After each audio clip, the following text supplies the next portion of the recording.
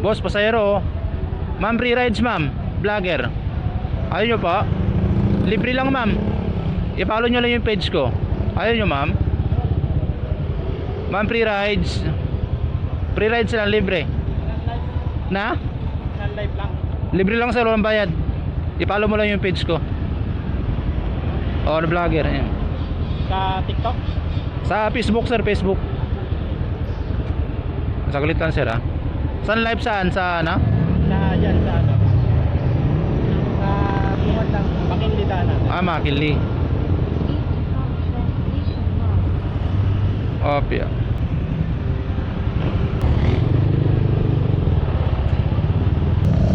Kanina pa kayo dun sir? Hindi naman, karating lang. Ah, kaya pala nagmamadali kayo sir. Naghahabol kayo sa oras. Oo. Baka malate eh. Ah, yan oras pasok nyo sir? 9. 9. Ano oras na ba? Oh, tama sir, maagang maaga pwede pa kayo magkape. Oo. Mahirap kasi pagkapasok mo, banat agad. Diba? Oh, yun.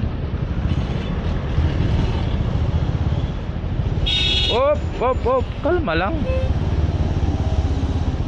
Kaya ginugulat mo yung driver eh. Nakita niya nakangusok na eh. Yun nga eh, bubusina pa eh. Langhiya talaga, porkit mas malaki yung bus eh. Buti mabilis siya buti malakas siya pumain. Baka may gusto kayong shoutout sir sa probinsya niyo. Oo, wala naman. Wala naman sir. Wala tayong probinsya eh. Ah, dito lang kayo sir? Oo. Naka-live ka? Yes sir, naka-video po tan. Ah, kuhang-kuha yung sanlibutan.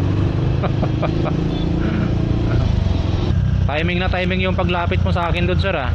Oo, kasi nakita ko abante ka na, sabi ko eh, wala yung mga ano doon eh. Ah, wala yung mga motor. Oo. Sarap kayo bababa sir, sarap. Oo, dyan na lang. Saan kayo sir bababa? Dito na lang. Dito? Oo. Opya.